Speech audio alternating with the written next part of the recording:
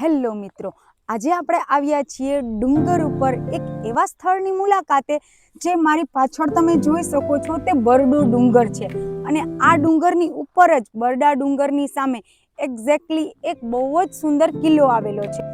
આ કિલ્લો અંદાજે 700 થી 1200 વર્ષ જેટલો જૂનો જોવા મળે છે. આ સૈન્ય કિલ્લો તમને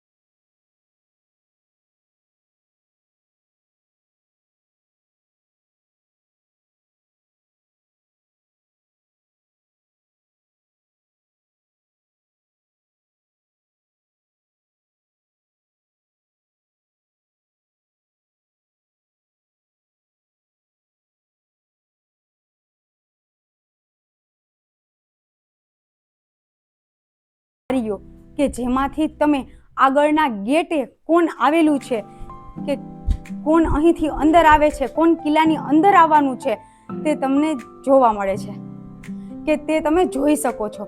અને અહીંથી નાની બારી. હવે આપણે હજી ઉપર ચડીએ. આ પહેલો જ માળો તો જ્યાં આપણે ચડીએ, હજી ઉપર ચડીએ.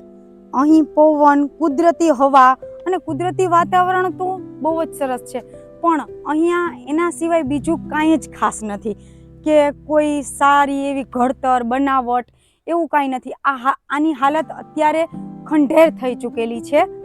અને ક્યાંક તો એવી જગ્યા છે કે આમ તો ફ્રી છે, કોઈ ટિકિટ નથી, પણ ક્યાંક તો એટલો ડર લાગે છે કે આની અંદર કેમ જાવું, કે અહીં કોઈ જનાવર કે એવું કંઈ હશે તો. એકદમ બાવેડાથી ભરેલો કાંટાદાર આનો રસ્તો છે. આગળ આપણે સામે તમે જોવો, ત્યાં અંદર જવા માટે પણ એવી કંઈ સફાઈ કે કંઈ નથી, કે નથી અહીંયા કોઈ ચોકીદાર, કે નથી અહીંયા તમારી કોઈ સેફટી. એટલે તમે જો એક વ્યક્તિ આ કિલ્લાની મુલાકાત લેવા ન આવતા, એ ફ્રેન્ડ સર્કલ સાથે કે ફેમિલી સાથે આવો તો જ આવજો. મને લાગે છે આ તો આપણે દિવસે આવ્યા એટલે આપણને આટલું સુંદર વાતાવરણ લાગી રહ્યું છે. લોકેશન એકદમ સરસ છે, બેસ્ટ છે, પણ એકદમ ખંડેર હાલતમાં છે. અહીંયા તમે જુઓ, અહીંયા નીચે આ અંડરગ્રાઉન્ડ રૂમ દેખાઈ રહે છે કે જાણે અહીં સૈનિકોના સંતાવા માટે અંડરગ્રાઉન્ડ રૂમ હશે. અને આની ખસ્તા હાલત અને અહીં આ જર્જરિત હાલતમાં છે કે ત્યાં સુધી જઈને હું તમને બતાવીશ નહીં શકીશ કે ત્યાંની હાલત કેવી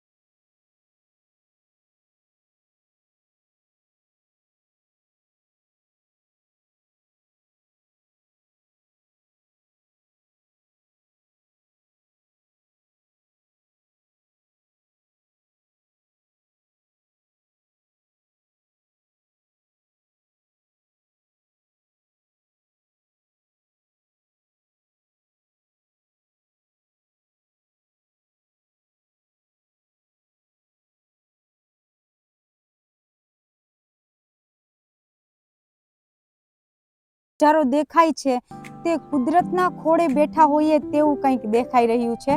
તો ચાલો હવે તમને ઉપર જાઉં અને તમને ત્યાંનો નજારો દેખાડું. તો ચાલો મારી સાથે.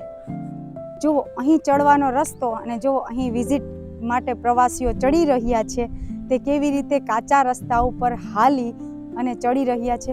અને અહીંથી હરિયાળી એકદમ સુંદર દેખાય છે, જ્યાંથી આખો બરડો ડુંગર અને ડુંગરની આસપાસનો વિસ્તાર જે રીતે દેખાઈ રહ્યો છે અને જે અહીંની ફિલિંગ અને અહીં પવન મજા આવી.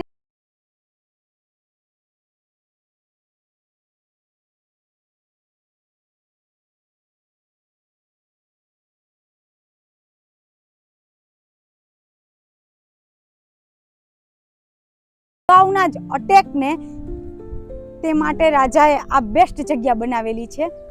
તો જો અહીંથી આપણને આખો વિસ્તાર કે આપણે જાણે સૌરાષ્ટ્રના ખોળે બેઠા હોઈએ તેવું લાગી રહ્યું છે. સ્થળ છે પણ જો મોટી ઉંમરના હોય કે જેને ચડવામાં હાલવામાં પ્રોબ્લેમ થતી હોય તે આની મુલાકાત મને નથી લાગતું કદાચ કરી શકશો. તમને આ કિલ્લો કેવો લાગ્યો?